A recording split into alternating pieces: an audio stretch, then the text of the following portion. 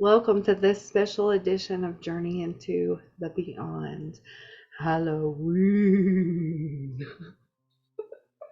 Halloween edition. I was trying to see how low I could get.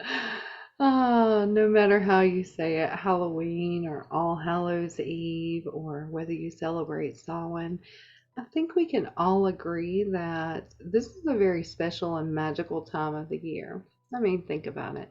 The pumpkins are lighting up the porch. You have the ghosts and the goblins just running freely on the street. And it has a history that's as colorful as the costumes we wear today. I know that most of us associate Halloween with candy and costumes and trick or treating, sure, but its roots are steeped in ancient tradition. So join me as we journey into the beyond, where we'll embark on a spooky journey. Where did Halloween even come from? Well, the origins of Halloween can be traced back 2,000 years to the Celtic festival of Samhain. Samhain was and is still a significant festival on the Celtic calendar, celebrated around November 1st, some traditions lasting the whole month of November, and some starting on October 31st. And it marked the end of a harvest season and the beginning of a cold winter. Samhain actually translates to summer's end, and well, I think that's very, very fitting. The pre-Christian Irish and some Scottish calendars were basically divided into two parts. So you have the light half of the year, which is Beltane, and it starts in May, and then you have the dark half of the year, which is Samhain, and starts November 1st. And for the Celts who lived in what is now Ireland and United Kingdom and parts of France, this time of the year held great significance. I mean, not only is it hallowed time, but it's the beginning of a new Celtic year, November 1st, that is. So, yeah, it was very, very sacred and honored. The Celts believed also that on the night of October 31st, the boundary between the living and the dead blurred. You know, the veil thins, allowing spirits to roam freely earthside.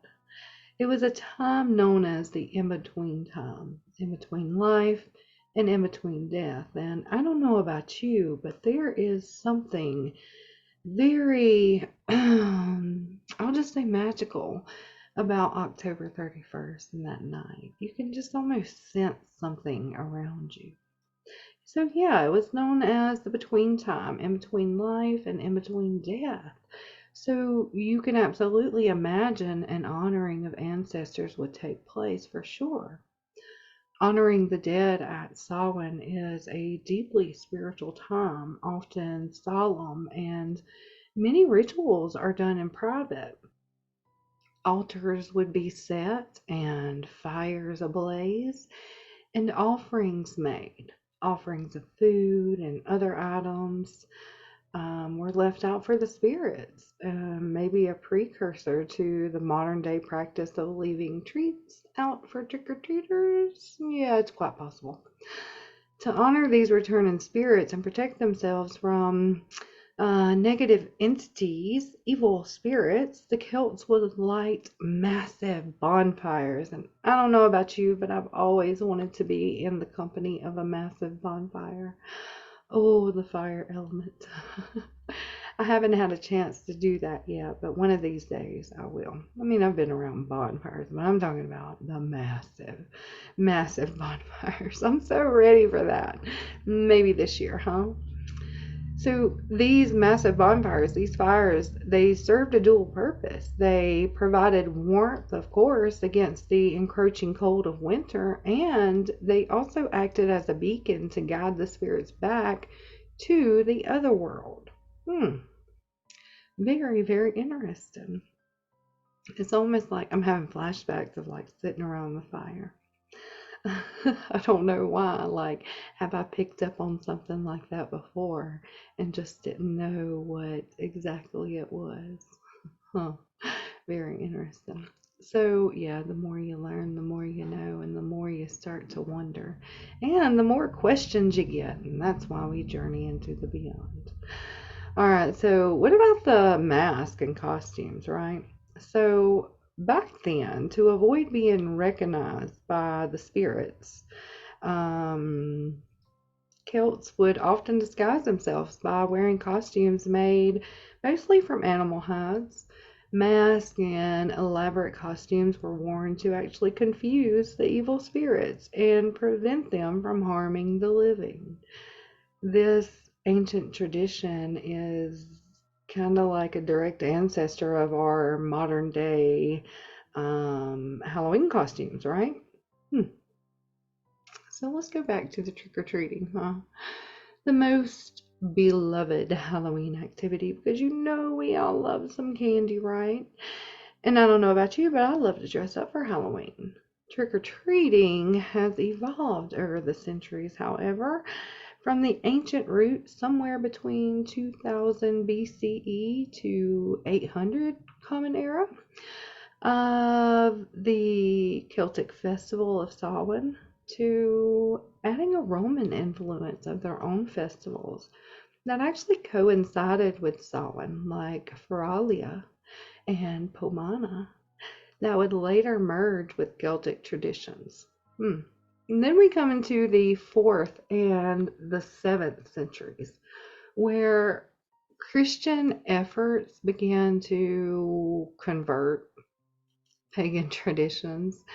So the church established All Saints' Day on November 1st and All Souls' Day on November 2nd. Well, All Saints' Day became All Hallows' Day. And the night before, can you guess what it became? Hmm? All Hallows' Eve. Yes, October 31st. And then it shortened to Halloween. In the 8th to 16th centuries, the medieval practice of souling becomes a tradition. Souling or soulers or soul cakers were often children or beggars who would dress up in costumes. They would paint their faces or have masks on. Sound familiar? Souling was a Christian tradition. It was a way to bring in kind of a charity act from the wealthier members of the community. It was a way for the poor and the needy to receive food. So basically, yes, the poor would go door to door offering prayers for the dead, or song in exchange for food. Now, the food being soul cakes, which was a spiced up slice of cake often made with raisins. Yum.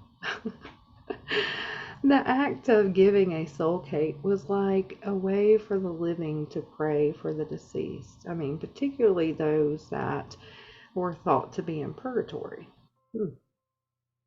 Over time, the tradition of souling evolved and merged with other customs, including the later practice of guising, where people would dress up in costumes and perform tricks or treats.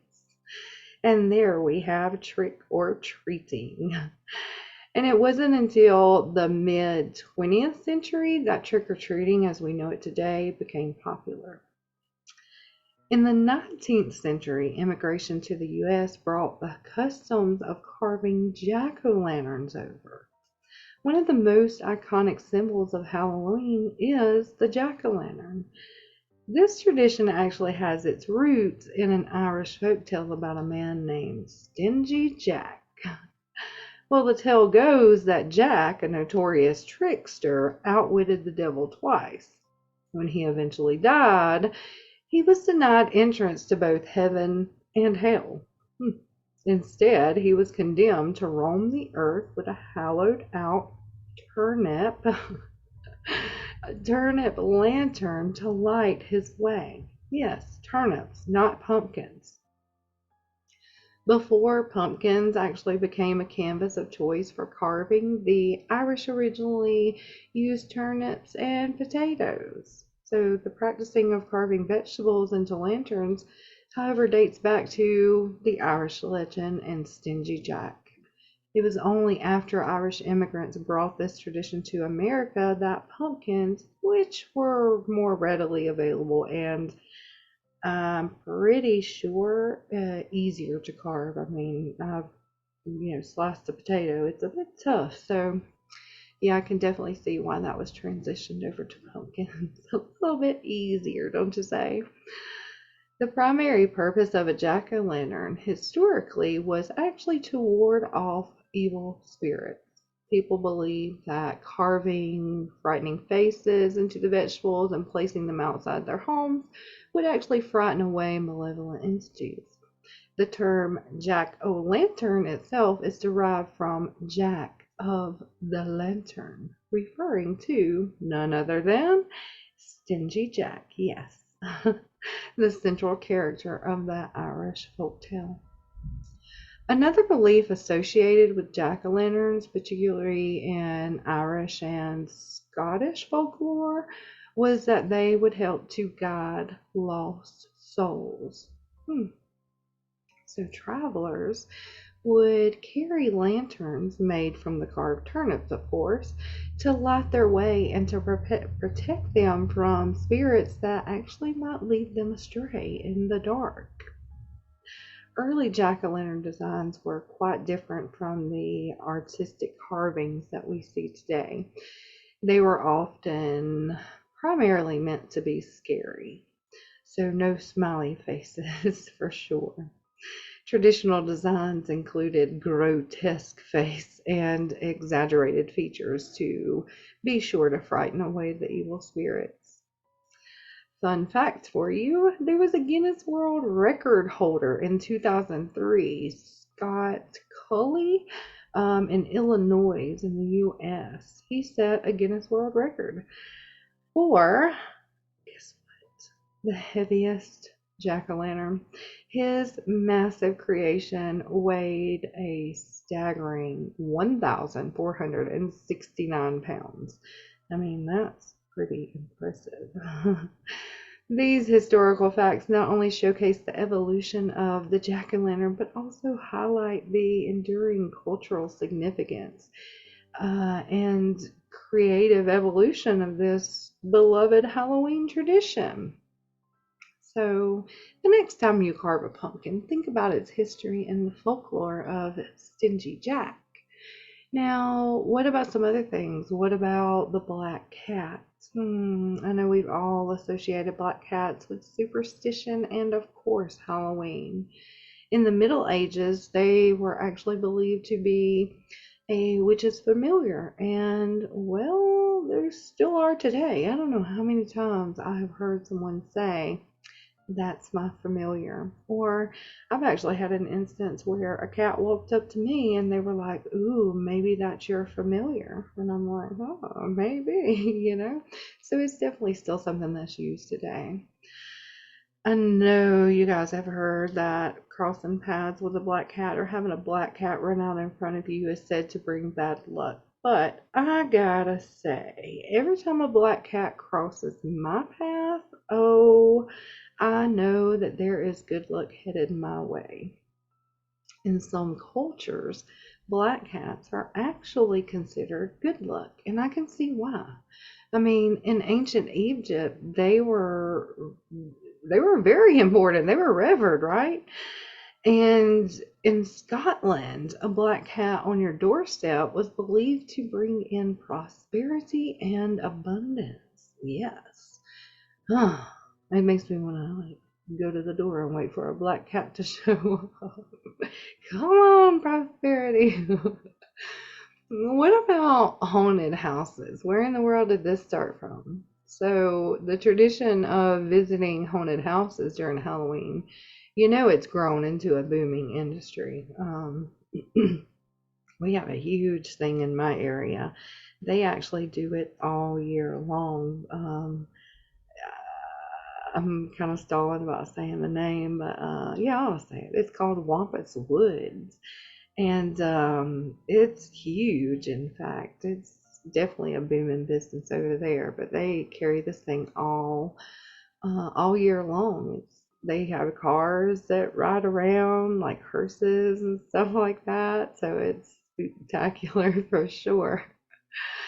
So yeah, haunted houses, where in the world did these things come from?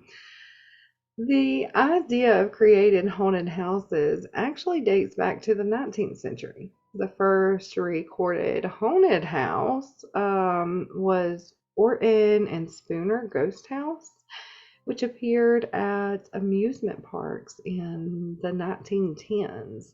So, yeah, it's been a while. Today, haunted houses, of course, can come in all shapes and sizes, from the creepy corn mazes to the high-tech scream factories that we see.